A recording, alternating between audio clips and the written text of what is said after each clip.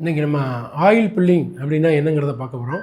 நம்ம வாயில் எண்ணெயை வச்சு கொப்பளித்து ஒரு 5 நிமிஷம் நல்லா கொப்பளித்து துப்புறது அப்படிங்கிறது ஆயில் புல்லிங் அப்படின்னு சொல்கிறோம். இதில் இந்த ஆயில் புல்லிங் பண்ணும்போது ஏற்படும் நன்மைகள் பார்த்திங்க அப்படின்னா ஏராளமாக இருக்குது. இந்த ஆயில் புல்லிங் எப்படி பண்ணுறது அப்படிங்கிறத நான் முதல்ல சொல்கிறேன்.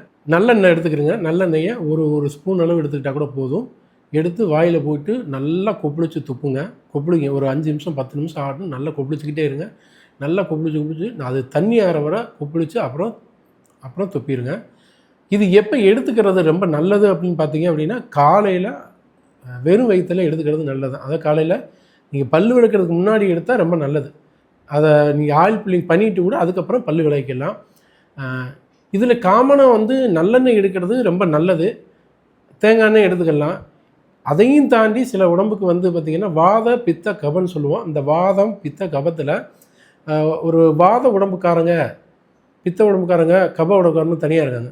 இதில் இந்த வாத உடம்புக்காரங்க அப்படிங்கிறவங்க விளக்கெண்ணெய் எடுத்துக்கிட்டால் ரொம்ப நல்லது.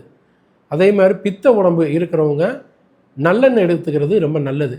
அதே மாதிரி கப உடம்பு, எனக்கு அடிக்கடி சளி பிடிக்கிறது, ஆஸ்மா இருக்குது, தும்மல் இருக்குது அப்படிங்கிறவங்க தேங்காய் எண்ணெய் எடுத்துக்கிறது ரொம்ப நல்லது.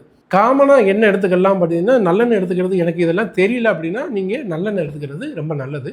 இதுக்கான நம்மளுக்கு கிடைக்கக்கூடிய பெனிஃபிட்னு பார்த்திங்கன்னா, உங்களுக்கு வாய் துர்நாற்றம் இருக்காது. பல்லில் வலி இருக்குல்ல, பல் வலி, பல் ஈரில் இரத்த கசிவு, இது மாதிரி பிரச்சனைகள் இருக்காது. குடல் சார்ந்த பிரச்சனைக்கு ரொம்ப நல்லது. வயிறு சார்ந்த பிரச்சனைக்கு ரொம்ப நல்லது. இது போக இதெல்லாம் அல்டிமேட்டாக என்ன அப்படின்னா, உங்களுடைய கண்ணை இருக்கு இல்லையா, கண்ணை நல்ல க்ளோவாக இருக்கும்.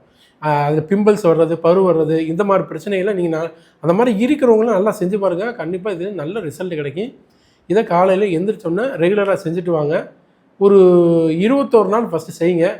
ஒரு வாரம் கேப் விடுங்க. திருப்பி 21 நாள் செய்யுங்க. ரெகுலராக செய்கிறது ரொம்ப நல்லது தான். இதை செஞ்சு பாருங்கள். செஞ்சு பார்த்துட்டு ரிசல்ட் எப்படி இருக்குங்கிறத சொல்லுங்கள். நன்றி.